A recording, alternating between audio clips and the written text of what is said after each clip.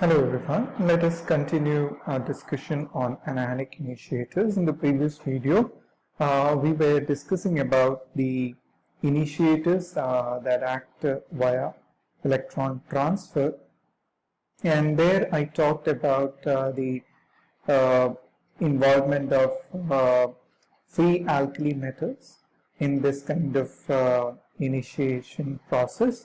So we can use either a solution of alkali metal in liquid ammonia or ether, or we can use them as suspension in inert solvents. Okay. So when we are using them as suspensions in inert solvents, it is more of a kind of heterogeneous process. However, when we are using it as a solution, it would be more of a homogeneous process. Now, another way we can create initiators which can participate via electron transfer is formation of a complex of alkali metals with unsaturated or aromatic compounds. So here we actually stopped our discussion when we talked about the naphthalene and sodium complex that is formed.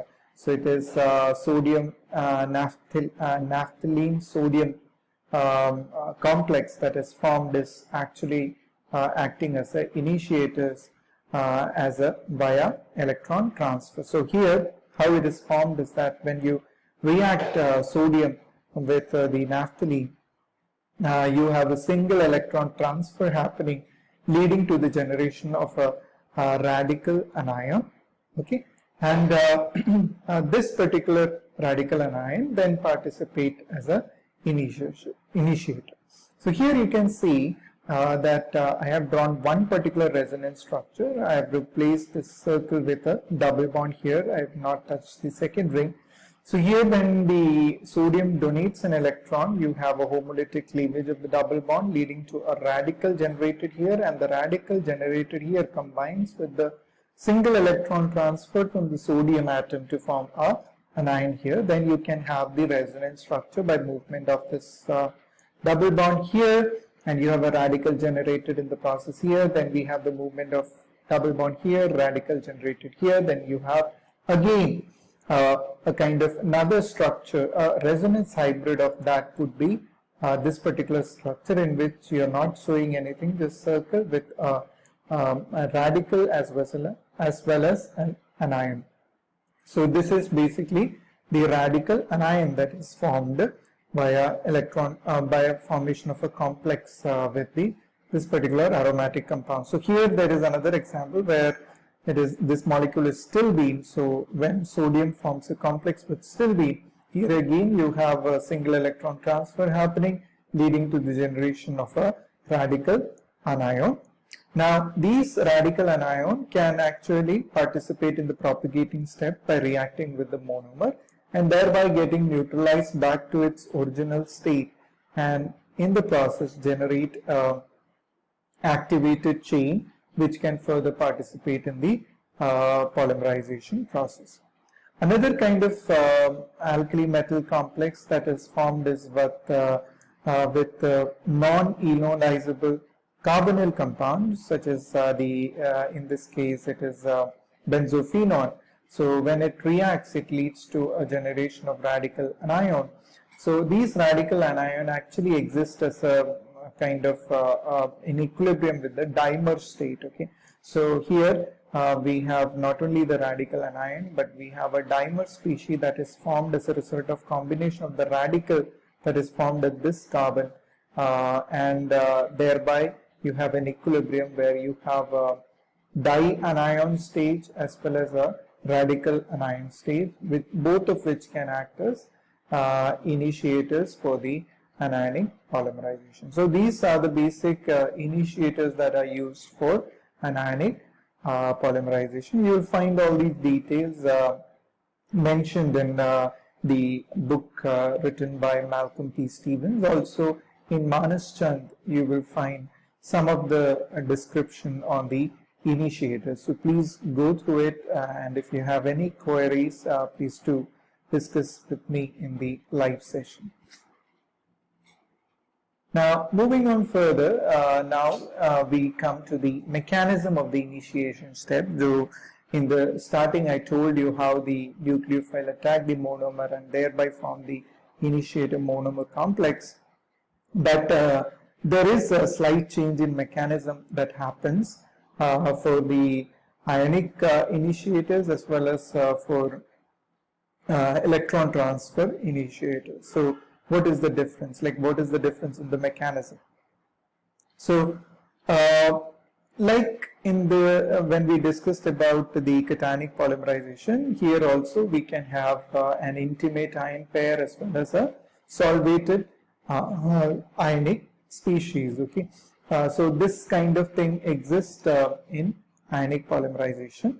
So because of the involvement of ion pairs, the solvent polarity plays an important role, especially when we are talking about ionic initiators, because there we talk about more of a ionic state of the initiator. So when we have polar solvents, which can solvate the ions better, then we have this state in which each of the anion and cation are kind of well solvated and well free, and therefore they can participate via the usual nucleophile attack and thereby leading to the generation of an anion, carbon anion, which thereby participate in the propagating step by reacting with the next monomer. Now, if your solvent is kind of a non-polar solvent, okay, then instead of this, you would be having more of an intimate ion pair that is formed. So in that condition, there is a slight change in the mechanism. It's not a nucleophile attacking, but rather initially you have a pi complex that is formed. If you remember, this kind of pi complex we also discussed in the cationic polymerization. So initially a kind of a pi complex is formed, which then give rise to the covalent bond formation. So solvent polarity therefore plays an important role even in anionic polymerization. The type of cation also again plays an important role, because this I told you, when lithium, organolithium compound we talk about, it's more of a covalent compound. So intimate ion pair kind of thing would be more prevalent in organolithium compounds. So there this route where the formation of pi complex would be more predominating. However, in higher alkali metal organometallic compounds, you will find this particular route where the nucleophile directly attacking the monomer, leading to the formation of the respective initiator monomer complex, would be the more preferred pathway. Now, when it comes to electron transfer route, we see that the mechanism usually involves the generation of a radical anion, and these radical anion often lead to the formation of a dimer, where the radical combine to form a dimeric species. So a dianion is what is formed. So this particular dianion formation is very prevalent when the anionic polymerization happens via electron transfer. So therefore this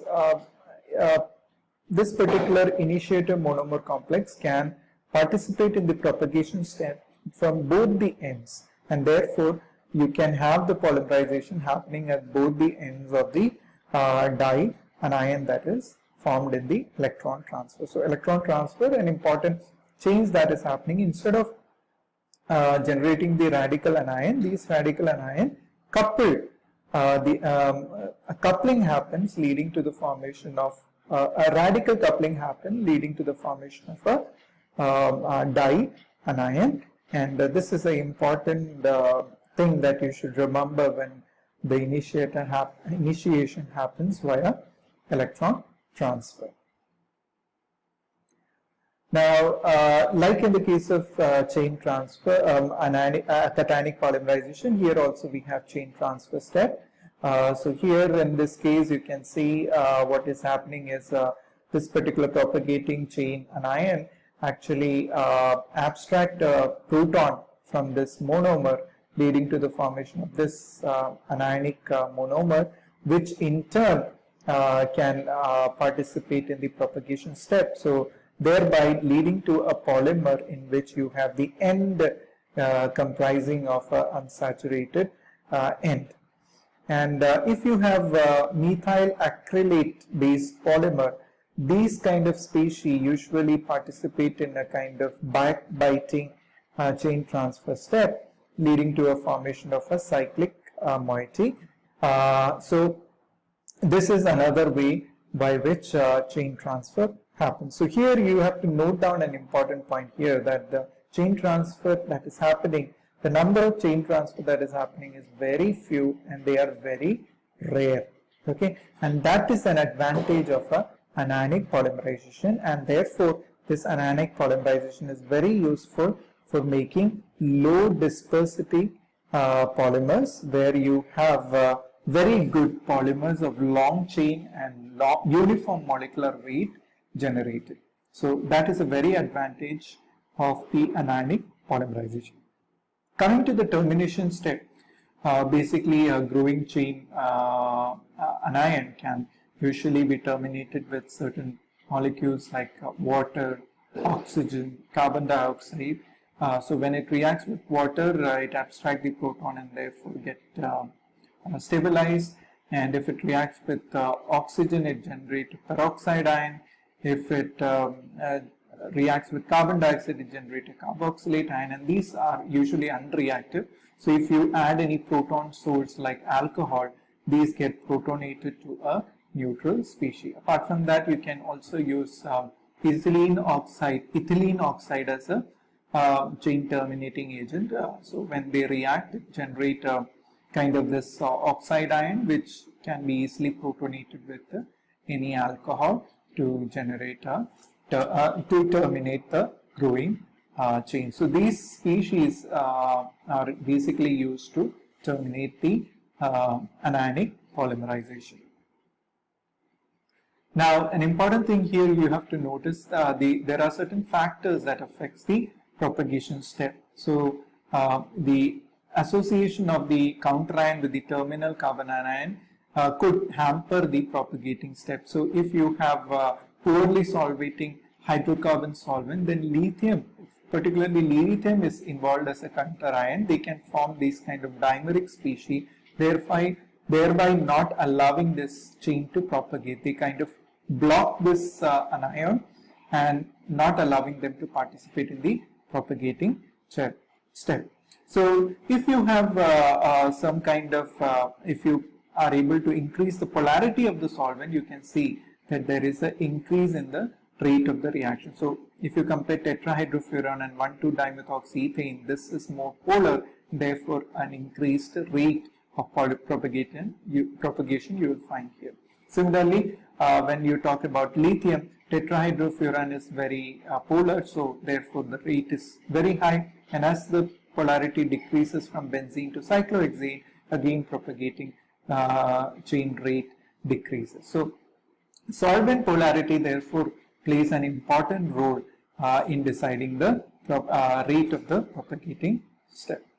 Another important thing that you have to look into is the monomer structure also has a great impact. So if you have a good stabilizing group available, then it can stabilize the anion and thereby making the propagation more faster. But if you have certain groups like methyl group attached, they can hamper the reactivity because of their positive inductive effect. They destabilize the carbon anion. Apart from that, the steric hindrance of the methyl group can hamper the carbon anion from reacting with the monomer, therefore hampering the propagating step. So monomer structure also plays an important role in deciding the rate of the propagation step. So I'll discuss, please note down these rate. I'll discuss this in the class and find out the reason why you see degradation in the rate. So we will discuss that more in detail in the live session. So I hope this particular session gave you a good idea about the anionic polymerization. Thank you for your patience. Thank you.